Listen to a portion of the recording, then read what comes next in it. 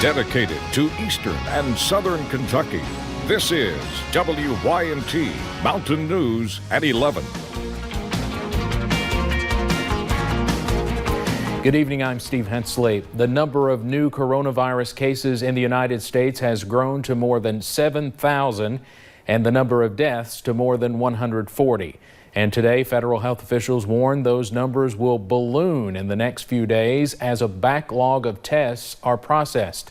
This as millions of Americans are now out of work and global markets are floundering. CBS's Natalie Brand gives us an overview from the White House.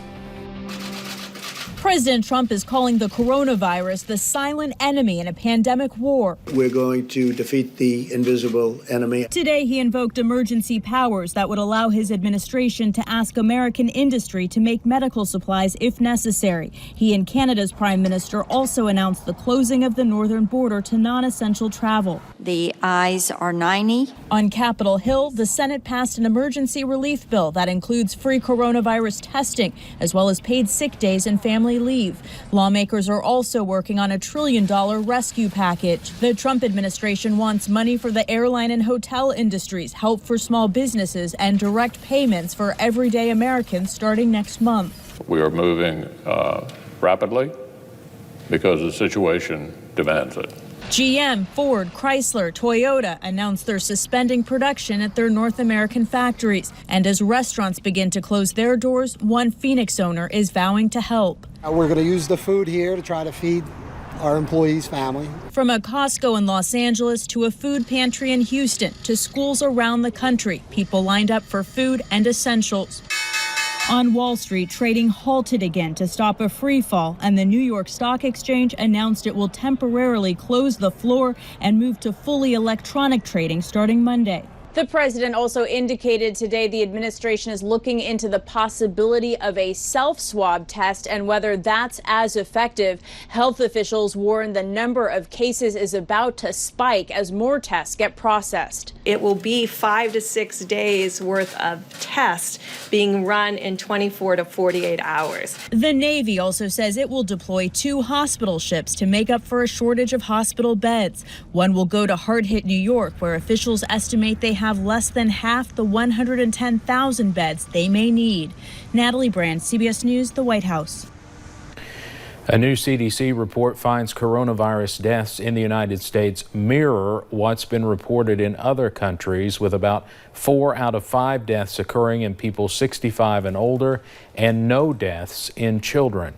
President Trump signed the emergency relief bill passed by the House and Senate. Back in Kentucky, the number of coronavirus cases increased by more than 1/3 in just 24 hours. During a news conference this afternoon, Governor Andy Beshear said the total is now at least 35. One of those is an 8-month-old. The Courier-Journal says another is the wife of Louisville's mayor. Other cases include an elderly Bourbon County woman and a person in Kenton County. There are still no confirmed cases here in southeastern Kentucky. Meanwhile, the state of Tennessee announced more than 20 new cases of COVID-19 today. This map shows the affected areas there. There are now 101 confirmed coronavirus cases in the volunteer state. The yellow areas are counties that previously reported cases, while the red areas are counties reporting new cases. You can see most are centered around, no surprise, Nashville, which sits in Davidson County, where there are 58 confirmed cases. Kentucky lawmakers are still working on several bills despite a request from the governor for them to consider other options. Yesterday, Governor Beshear asked lawmakers to either adjourn or quickly pass a budget. If they adjourned, he would call a special session later just to consider a spending plan. Senator Ralph Alvarado is also a doctor and says precautions are being taken to keep everyone healthy while they consider important legislation. We're observing proper distancing and taking all the precautions, using a lot of hand sanitizer, washing our hands frequently. There's no handshaking going on amongst legislators.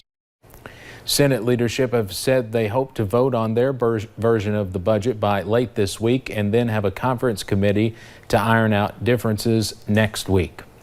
Governor Beshear also urged Kentuckians to limit attendance at funerals. Ashley and Jeff Combs, who help operate Maggard's funeral home in Hazard, know how difficult this can be for many. While they are not limiting how many people they are allowing in for funerals, they are asking people to follow some guidelines. No more shaking hands, no sitting inside the parlors, and no outside food.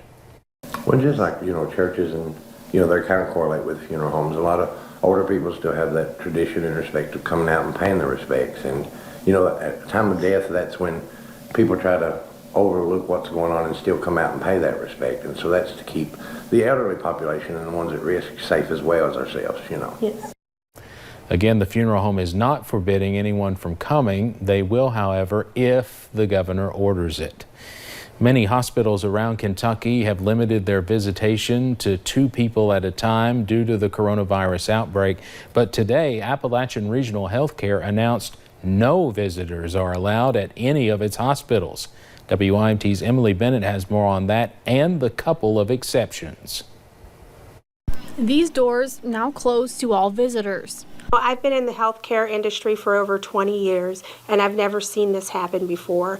Due to the spread of COVID-19, AirRage has made the decision to not allow any visitors into their facilities. These are unprecedented times, but it is what we have to do in order to ensure that our most vulnerable population is safe. Dr. Maria Brahman says since the virus is most dangerous to people age 60 and older with other conditions such as heart and lung disease, the hospital was left no choice. Those are 70 to 80% of the people that are inpatient in our hospitals. So we really need to do everything that we can to keep them safe. There are a couple exceptions to the rules. If a patient is at the end of their life, family can come in. That's a moment that you can't ever repeat, right? So we needed to make the exception to allow for people to be with their loved ones in the most difficult of times. And for labor and delivery and pediatric patients, 1 person will be allowed with them. These policies will continue until further notice. We will review it probably every day. We have ongoing conversations in the system, and I imagine this policy will be reviewing at least at 2-week intervals. Hoping this will help protect the most vulnerable. In Hazard, Emily Bennett, WYMT Mountain News. Dr. Brayman did say she hopes families take advantage of using technology like FaceTime to see their loved ones. Staff will be available to help patients use that technology.